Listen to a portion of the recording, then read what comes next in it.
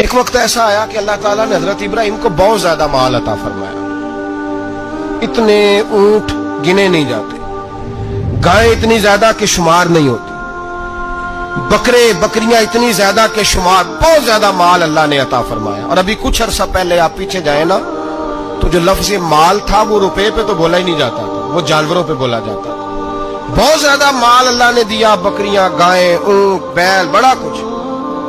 تو رب کریم نے فرشتوں سے فرمایا کہ واتخذ اللہ ابراہیم خلیلا، ابراہیم میرا دوست ہے.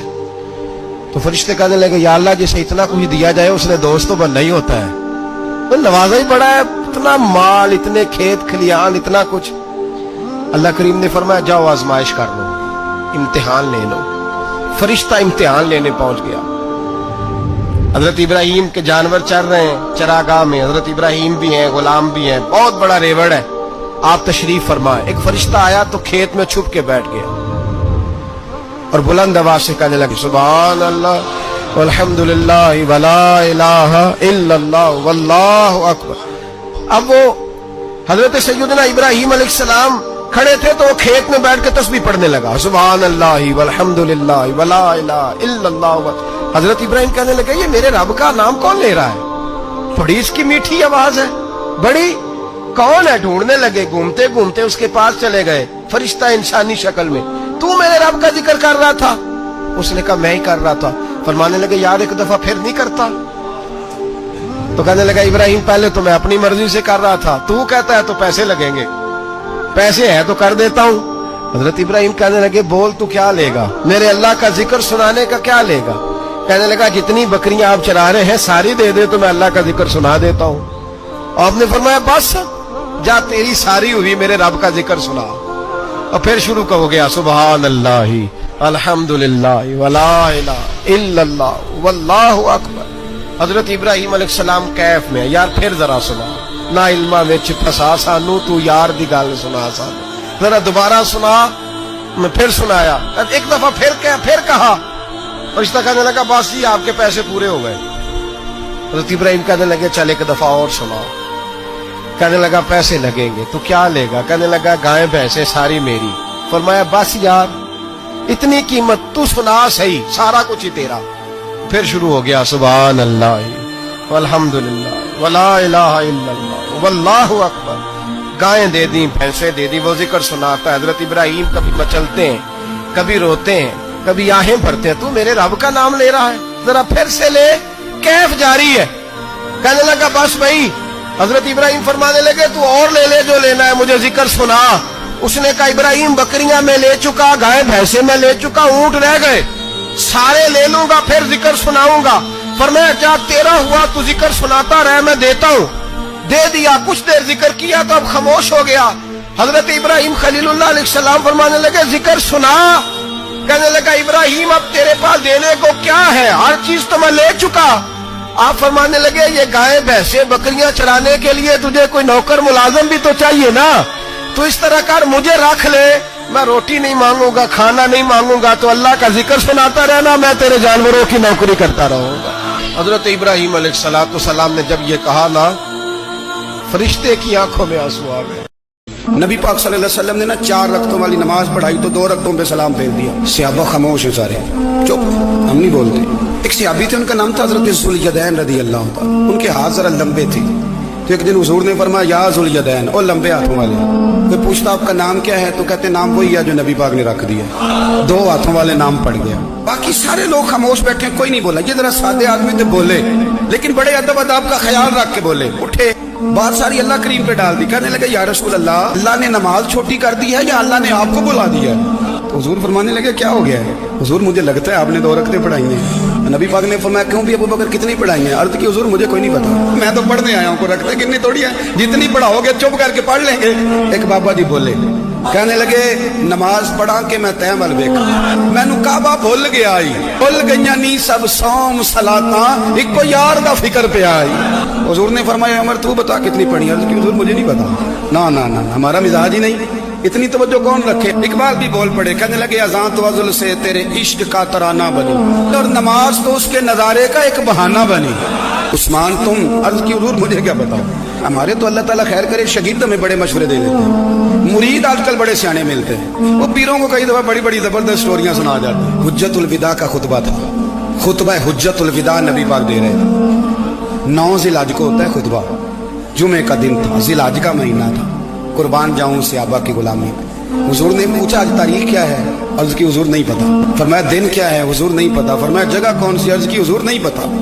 इमाम सुरकानी कहते हैं किसी ने पूछा हजरत अनस बिन मालिक को तुम्हें नहीं पता था? फरमाया पता था। कहा बताया क्यों नहीं? फरमाया हमें क्या जरूरत है बताने की, महीना ज़िलहज का था, अगर हुजूर कह देते मुहर्रम है तो हमने मुहर्रम ही कर लेना था।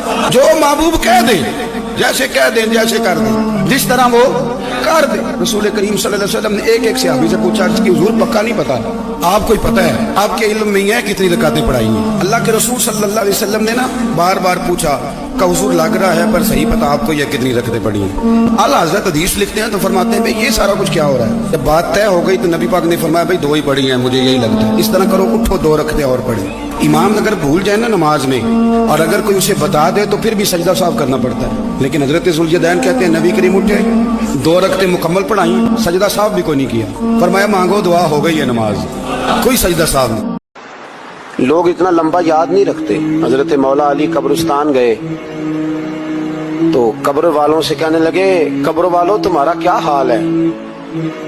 तो एक मुर्दा कब्र के अंदर से बोल के कहने लगा अली कफन फट गया है, हड्डियां चूर चूर हैं, माल तो पता नहीं कहाँ रह गया पर हिसाब देना पड़ रहा है, आप बताइए पीछे हमारे घर वालों का क्या हाल है? तो हजरत अली फरमाने लगे जहाँ तुम बैठते थे वहां कोई और बैठने लग गया है, तुम्हारी बीवियों ने नए निकाह कर लिए, तुम्हारे दोस्तों ने नए दोस्त बना लिए, अब तो लोग तुम्हें याद भी नहीं करते, अब तो तुम्हारा जिक्र ही कोई नहीं करता, अब तो खत्म हो गया तुम्हारा तज़किरा भी कोई नहीं। तज़किरा उसी का रहेगा जिसने रब को याद किया और फिर रब ने उसका चर्चा किया, उसका तज़किरा रहेगा। जिंदगी में कभी कभी इन 3 चीजों की वजह से शर्मिंदा मत होइएगा। पहली चीज, गरीब दोस्त। देखिए दोस्ती में कोई स्टेटस नहीं होता, दोस्तों का दिल देखा जाता है, उनकी जेब नहीं। इसीलिए किसी गरीब दोस्त को दोस्त बताते हुए शर्मिंदा मत होइएगा। दूसरी चीज, हमारे माँ बाप, हम आज जो कुछ भी हैं हमारे माँ बाप की वजह से हैं। यानी हम मिडिल क्लास लोग हैं, हमारे माँ बाप के पास जायदादें नहीं होती, सिर्फ एक जिंदगी होती है और वो हम पर लगा देते हैं। हमारे माँ बाप हमारी पहचान, हमारी जड़, फाउंडेशन, हमारी बुनियाद है। उनके पहनावे, उनके बोलचाल पर कभी शर्मिंदा मत होइएगा। आपके माँ बाप आपका गुरूर होना चाहिए। तीसरी चीज, आपकी सादगी, यानी आपकी जिंदगी के उसूल।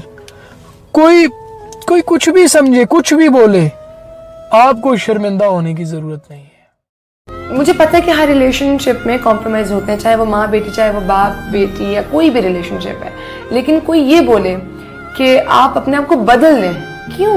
आप किसी के लिए क्यों अपने आप को बदलें? किसी ने आपके लिए अपने आप को बदला? नहीं, कोई आपको अपने लिए नहीं बदलेगा। और जो भी आपकी जिंदगी में आए, जो आपको बदलना चाहे, वो आपका नहीं, वो आपका नहीं होता।